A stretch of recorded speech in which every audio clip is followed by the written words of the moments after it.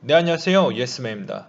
여러분들의 구독과 좋아요는 제 영상을 만드는데 아주 큰 힘이 됩니다. 영상 속도는 1.25배를 추천드리는 바이고요. 네, 이번에도 어떠한 이슈가 나왔는지 같이 한번 보도록 하겠습니다. 해외 채권 분야에 대한 설명을 왜 하고 넘어가냐면요.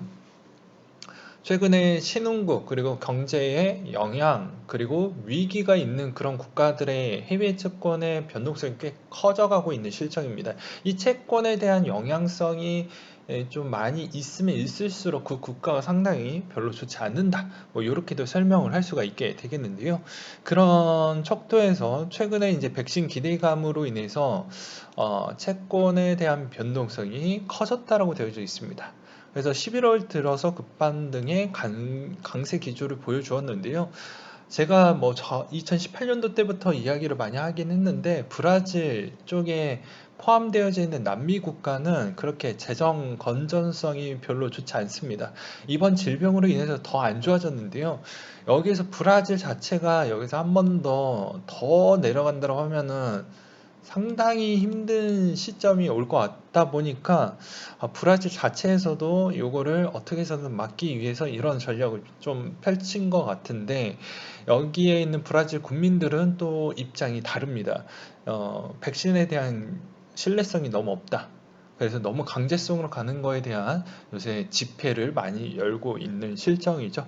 아무튼 이런 부분에 대해서 신흥국이나 경제 불안 요소가 갖고 있는 국가들은 또 이런 형태로 일단은 순 고르는 형태가 나오게 될 것인데 제가 내년에 대한 그런 전망 추이도 분명히 설명드렸습니다. 해당 질병이 시작이 됐으니까 해당 질병이 끝에도 분명히 여러 국가들에 대한 반응과 움직임을 내년에 좀 기초해서 집중적으로 좀 보자. 그게 어떻게 보면 코인 시장에도 영향을 줄 수가 있다. 뭐 요렇게를 설명을 드리도록 하겠고요. 그 다음에 코인에 대한 소식을 전달을 해보도록 하겠습니다. XRP 부분에 대한 소식인데요. 보게 되면은 대충 기사들이 많이 쏟아져 나왔는데 포인트만 집어서 설명드리도록 하겠습니다. 보게 되면은 리플이 이번에 지원하려고 하는 게 뱅킹 예비라고 해가지고 이 세부 정보를 공개를 했다라는 내용입니다. 그래서 앞으로 이 뱅킹 앱이 얼마만큼 잘 될지는 모르겠지만 일단 출시하는 것에 대해서 상당히 의미가 있고 그게 이제 얼마만큼 내년에 안착화가 잘 될 것이냐를 좀 보실 필요성은 있을 것 같습니다. 그리고 최근에 코인 시장의 분위기가 나쁘지 않고 제도권으로 계속 들어가고 있기 때문에 리플에 대한 그 얼마만큼 리플의 시세에 도움을 줄지는 모르겠지만 일단 열심히 일을 하고 있다라는 측면으로는 뭐 칭찬을 줘야 되겠죠. 그렇게 좀 보실 필요성이 있게 되겠고요. 그 다음으로 최근에 플레이 대비 상당히 많이 올라왔습니다. 그 이유를 한번 보니까 발행량 18억 개에서 72% 소각 계획을 공시를 했다라고 되어져 있어요. 근데 이거를 보면 상당히 어떻게 보면 코인을 들고 계셨던 분들한테는 상당히 좋으면서도 어떻게 보면 미래가 보이지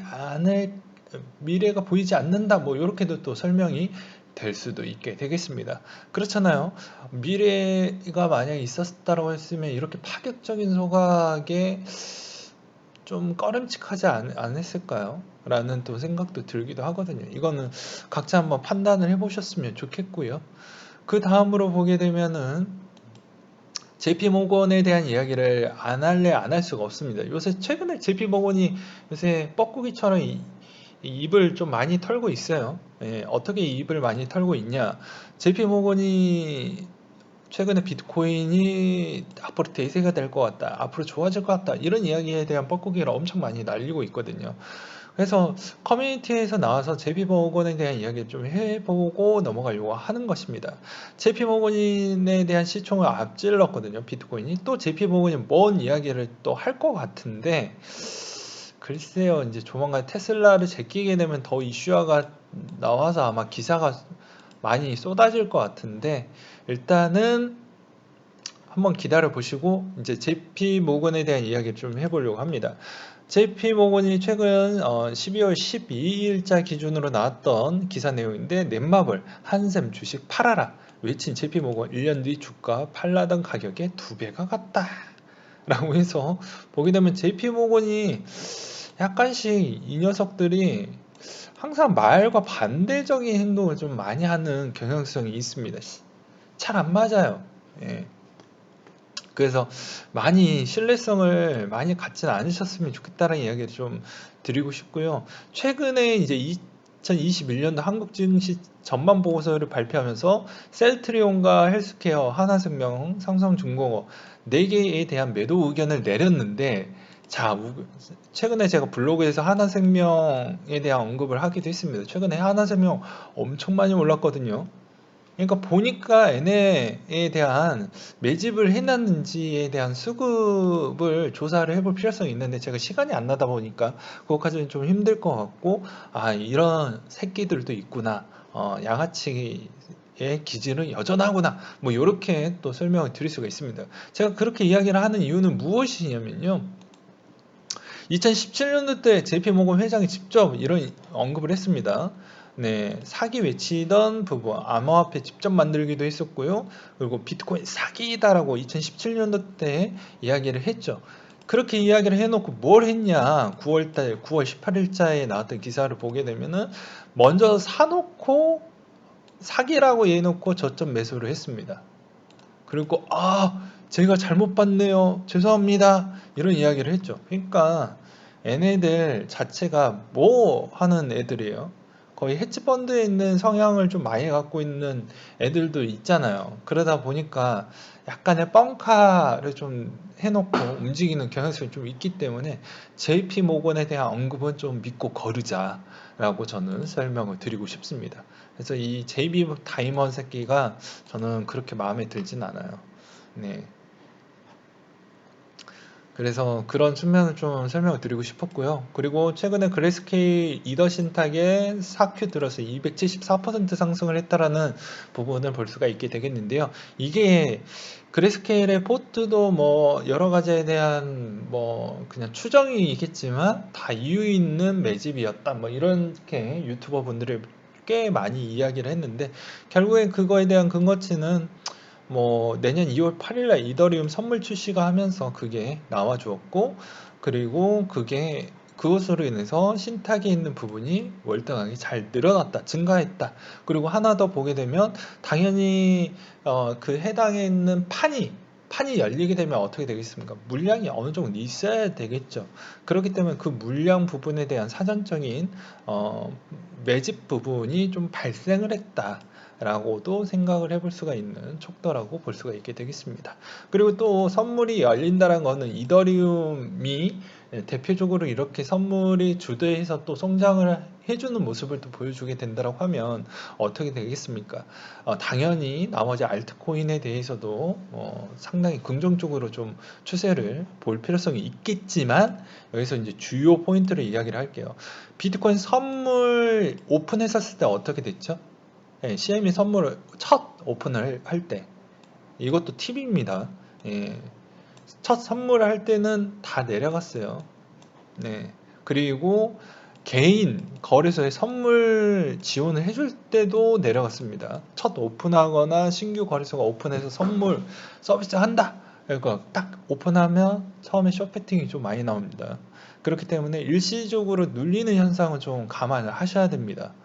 네, 이걸로 인해서 유동성은 확보가 되고, 이제 이더리움은 제로에 근접할 정도만큼은 나오지는 않겠지만, 한편으로는 이게 첫 개장하고 그 주는 별로 좋진 않을 수도 있기 때문에 그런 건 좀 제끼자, 이렇게. 이거는 거의 법칙입니다, 여러분들. 예. 실제로 개장하고 나서 통계 추이를 제가 한번 내보기도 했는데요, 별로 좋지는 않거든요. 그래서 그 점을 꼭 기억을 해 두셨으면 좋겠고요. 그리고 매번 이야기를 했습니다. 여러분들, 긴가민가 너무 많이 하시는데, 보게 되면 암호화폐 6억 달러 매입, 투자자 전폭 지원하겠다. 펀드 매니저 알레 하우드가 비트와 이더 집중 투자하는 기관 중심 투자회사 윈 리버의 후원자 중에 한 명이라고 또 보도가 나오면서 이렇게 이야기가 나왔습니다. 그래서 대규모적 측면으로 상당히 앞으로 이더리움에 대략 얼마? 10억 달러 정도를 투자를 한다라고도 나왔습니다. 그러면서 이제 딜을 던진 건데요. 이걸 어떻게 해석을 하느냐에 따라서 이제 달라지는데 저는 약간의 긍정적으로 좀 설명을 드리도록 하겠습니다. 일단은 이 물량은 한동안 안 나온다. 수익이 나올 때까지. 그리고 두 번째로는 이더에 대한 기대 부분에 대해서 분명히 해당 최근에 뭐 드라마 스타트업을 보셨던 분들은 아마 아실 거예요. 이 투자 유치를 받기 위해서는 그만한에 대한 이 사람을 현혹시킬 수 있을 만한 무언가를 좀 끄집어내야 되는데 그게 우리가 보여주지 않는 무언가에 대한 그런 서로 간에 대한 의견 공유가 좀 있지 않았나라고 대략적으로 보여지고 그렇지 않고서야는 이렇게 지속적으로 이더리움을 또 뭐 추정해 줄 수 있는 또 팬덤이 이렇게 연결적 고리를 만들어줘서 또 투자 유치까지도 해줬을 수도 있겠죠.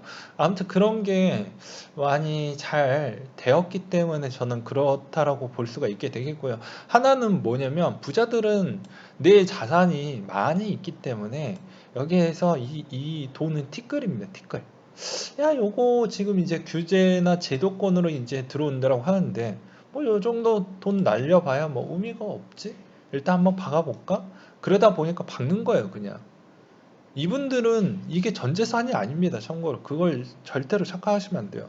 여러분들은 올인을 받겠지만, 이분들은 요거 날려도 요 정도가 그냥 예, 있기 때문에 의미가 없다라는 거.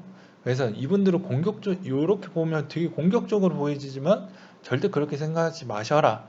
라고 저는 설명을 드리고 싶습니다. 그래서 이더리움은 이더리움 나름대로에 대한 이번 질병 사태로 인해서도 여러 가지에 대한 뭐 힘든 부분도 있었지만 일부 이렇게 지원자들이 좀 많이 나와줌으로써 더욱더 개발에만 집중을 할 수 있는 환경이 또 조성이 될 것 같다. 그렇게 또 설명을 드릴 수가 있게 되겠고요. 그리고 최근에 보게 되면 비트의 2만 달러 돌파 직전 스테이블코인 유입량이 급증했다라고 되어 있어요. 데이터에 따르면 해당 시간 암호화폐 거래소 크라켄 시장에서만 491억 원 정도 거래가 되었으며 코인데스크는 거래 내 비트코인 구매 주문이 급증한 원인은 아직 분명하게 밝혀지지 않았지만 리퍼 인베스트먼트의 비트코인 구매 관련 부분이라고 생각이 든다. 라고 되어져 있어요. 그러니까 이게 어떠한 현상이냐 조금 더 디테일하게 풀어서 설명을 드린다고 하면 이렇게 할 수가 있어요. 물량이 들어오네? 생각보다 왜 물량이 자꾸 들어오지? 이제 선물을 하시는 분들은 아마 아실 겁니다. 뭐, 그러면 이제 일단 롱을 조금 베팅을 때리죠. 그리고 나서 막 알아봐. 게다가 있네. 그때부터 이제 베팅에 현물의 베팅에 있는 거래량도 좋아지긴 했지만 지금 현물에 계속 물량이 들어오니까 그러니까 여기에서도 선물의 롱 베팅이 나오고 갑자기 올라가니까 현물의 그냥 롱 포지션 자체가 더 두꺼워진 거죠. 현물에 있는 또 수급이 더 좋아져서 또 들어오고 그러니까 이게 세 개가 겹친 겁니다. 어떻게 보면은 세 개가 겹친 거예요. 일단은 분위기상 차트상 한번 딜 던지는데 정보가 나왔고 그게 현물로도 일부 사주었고 그 분위기가 하니까 여기서 한번 더 배팅을 때려 주었고 그 다음에 나머지 개미가 붙는 현상으로 나왔다라고 보시면 돼요. 그렇게 보시면 될 것 같고요.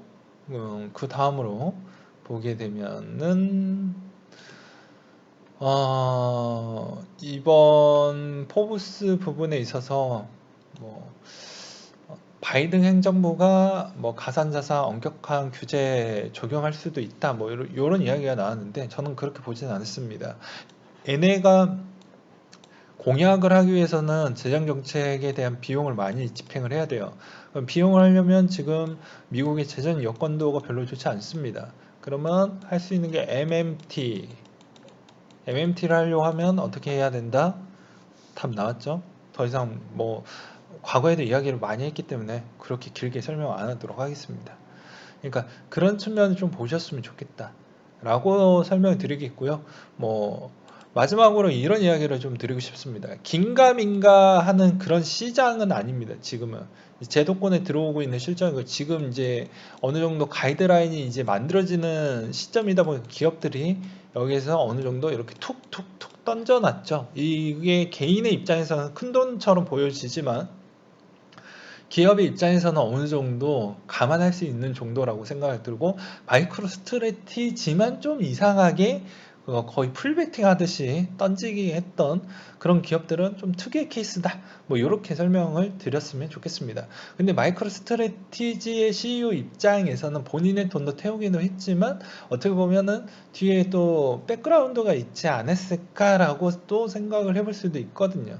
아무튼 그게 다 연결이 되어져 있는데, 이쪽에 있는 기업들이 이렇게 얘네들이 바보가 아닙니다. 다 이유가 있듯이 움직이기 때문에 그런 측면을 좀 유심하게 보셨으면 좋겠고, 제가 한번 썸네일로 그렇게 많이 뽑아내지 않았나요?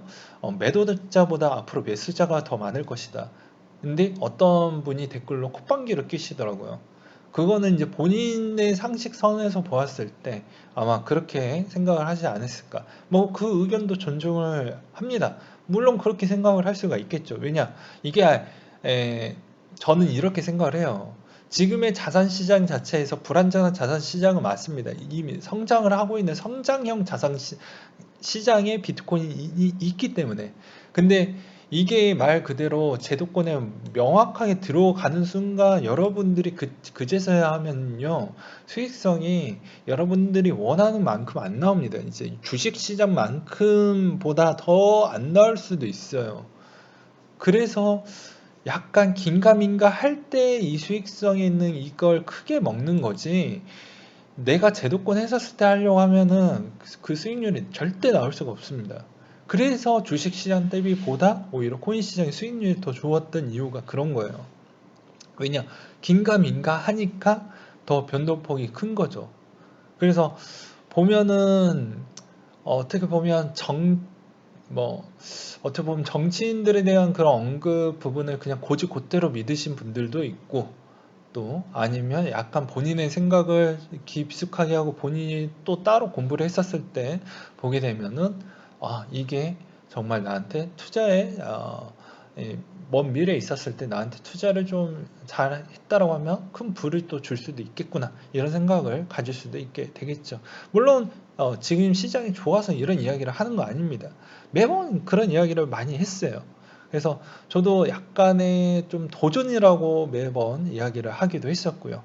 그래서 이런 부분에 대해서 또 어그로가 안 나오길 또 바라겠고요. 이런 시장이 있어서 항상 또 제가 녹화를 하고 있었을 때도 불장이 되어가고 있는데, 이 불장 언제 끝날지 저는 좀 그러하고 항상 이야기를 하지만, 급락대 또는 약간의 약세일 때 좀 사자, 이렇게 좀 설명을 드리고 싶습니다. 네, 이상으로 마치도록 할게요.